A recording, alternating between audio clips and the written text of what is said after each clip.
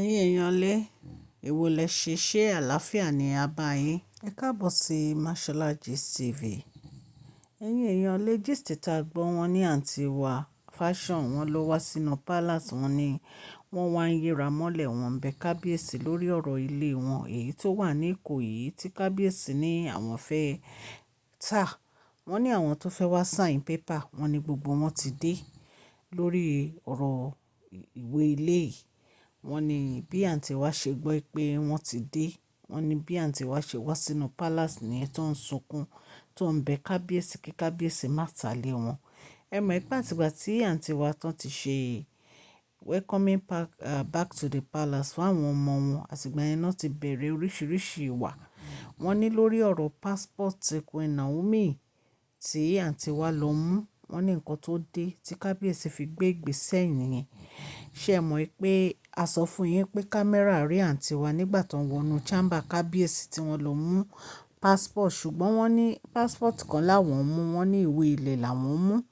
Wọ́n ní kábíyèsí ní kí ló dé tí wọ́n wọnú chamber wọn, kí náà ń wá. Ṣùgbọ́n wọ́n ní bí a ṣe gbọ́, wọ́n ní àǹtí wa ní àǹtí R àti àǹtí wa M, àwọn méjèèjì àwọn ni wọ́n mú. Wípé kán lọ bèèrè lọ́wọ́ wọn, pé àwọn ò mọ nǹkan kan nípa ẹ̀. Ṣùgbọ́n wọ́n ní àwọn èèyàn ní irọ́ ni ọ̀rọ̀ yẹn. Wípé àǹtí wa mọ̀ dáadáa nípa ẹ̀. Wípé àwọn mẹ́tẹ̀ẹ̀ta ló fọwọ́sowọ́pọ̀ láti máa wu ìwà tí wọ́n ń wù nínú palace bàbá wèrè ńlá. Nǹkan tá gbọ́ nìyẹn. Ẹ̀yin èèyàn lé, wọ́n ní ṣe ni àǹtí wa bẹ̀rẹ̀ sí bẹ kábíyèsí. Nǹkan tí ò yé mi ni wípé báwo ni kábíyèsí á ṣe nǹkan tó tó báyẹn fún àǹtí wa fashion tí àǹtí wa fashion ní appreciate. Ṣé ilé Ìkòyí ó wá jẹ́ ilé kékeré?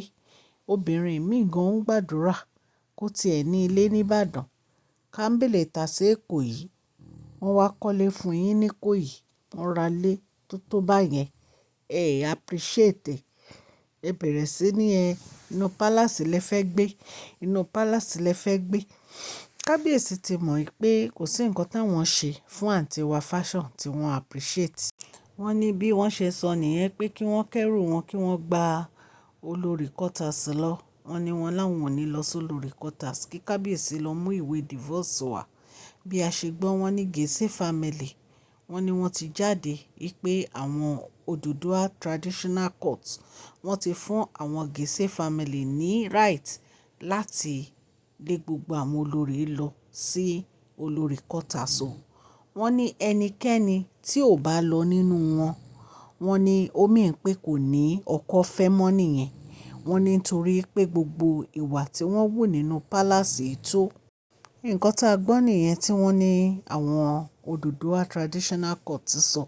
Nítorí pé wọ́n ní àwọn ò fẹ́ ẹnikẹ́ni nínú wọn kan gbé inú palace. Wọ́n ní kábíyèsí lọ́kọ wọn. Wọ́n ní bàbá wèrè ńlá ní àṣẹ lé wọn lórí nítorí pé ọkọ ló lórí aya.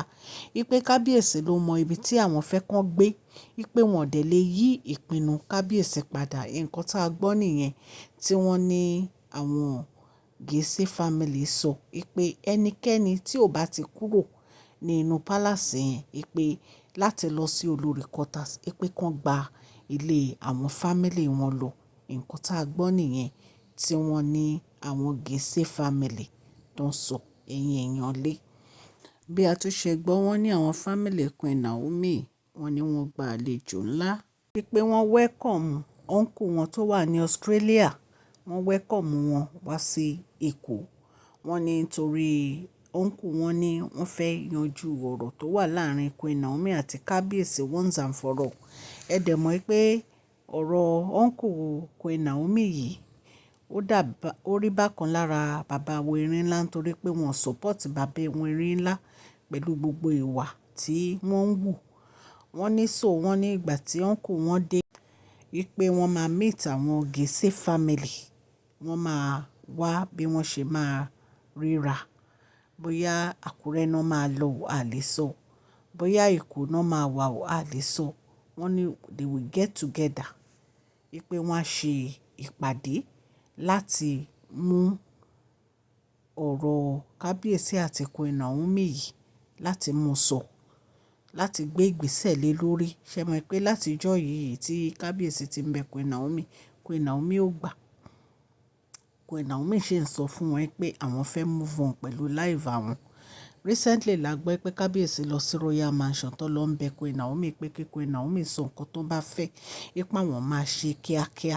Wọ́n ní Queen Naomi láwọn ò fẹ́ nǹkan kan ju pé àwọn fẹ́ freedom àwọn lọ. Nǹkan tá a gbọ́ nìyẹn, ẹ̀yin èèyàn lé.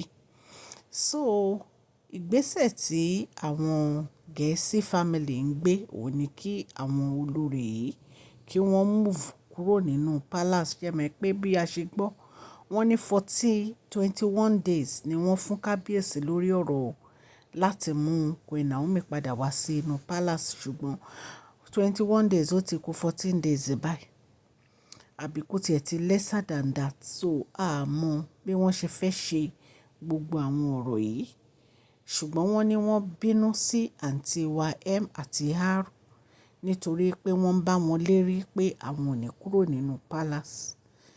Wọ́n ní ẹnikẹ́ni tí ò bá kúrò nínú palace yẹn, wípé that means pé ẹni yẹn kò ní marriage ń ṣe mọ́ nìyẹn, pé ìgbéyàwó pẹ̀lú bàbá wẹrin láti sún wọn nìyẹn.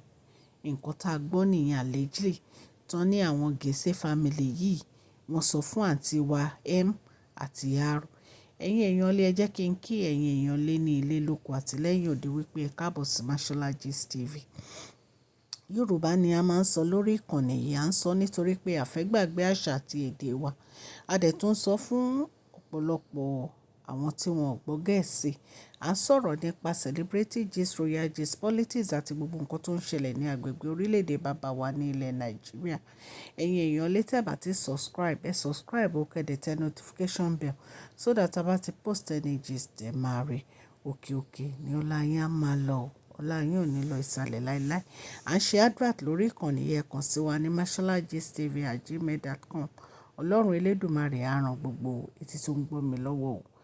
Ní àṣẹ Ọlọ́run, ìbùkún àánú ni ó máa jẹ́ ti gbogbo yín o pátápátá. Bí a ṣe ń sọ lọ, wọ́n ní wọ́n bínú sí àǹtí wa M àti R nítorí pé àwọn ni wọ́n ń kọ́ àwọn tó kù láti má kúrò nínú palace.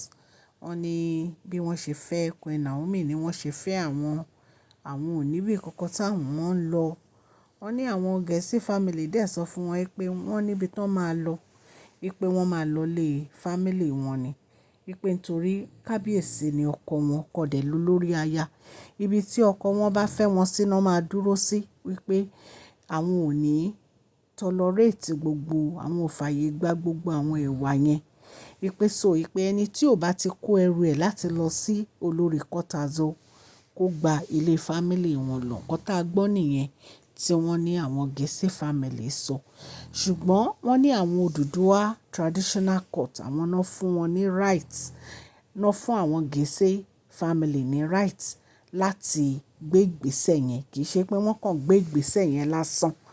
Ṣé ẹ dẹ̀ mọ̀ bí wọ́n ṣe ń plan láti lọ rí àwọn family Queen Naomi ní àmọ́ bóyá Àkúrẹ́ náà máa ti lọ bá wọn àbí Èkó, torí wọ́n ní uncle Queen Naomi tó dé láti Australia yẹn wọ́n fẹ́ ní meeting pẹ̀lú wọn. Wípé wọ́n yanjú gbogbo ọ̀rọ̀ kábíyèsí àti Queen Naomi tí ó ń jà ràìnràìn nílẹ̀. Tí a bá dẹ̀ wá tí wàá gbọ́ update lórí ẹ̀, a máa mú wá fún yín. A dúpẹ́ lọ́wọ́ gbogbo etí tó ń gbọ́ wa o ní ilé àti lẹ́yìn odi. Ọlọ́run aláàánú á wà pẹ̀lú gbogbo yín o. Gbogbo ẹ̀yin subscribers àti new subscribers, a dúpẹ́. Ẹ̀yin tó jẹ́ pé ẹ ṣe darapọ̀ mọ́ wa, ẹ ṣeun. Ẹ̀yin tí ẹ ti darapọ̀ mọ́ wa tẹ́ kàn ń wò lásán tẹ́ ń gbọ́ gist wa, a dúpẹ́. Ọlọ́run á bá mi bù sí àpò yín o. Gbogbo ọwọ́ tẹ́ fi ń tẹ subscribe, like, comment, Ọlọ́run á bù sí ọwọ́ náà. Òkè òkè ló máa lọ, kò ní lọ ìsàlẹ̀. Please share this video, like and subscribe. Ẹ má gbàgbé kẹ́ fún fídíò yìí ní thumbs up o. Mashola Gist TV, love you all.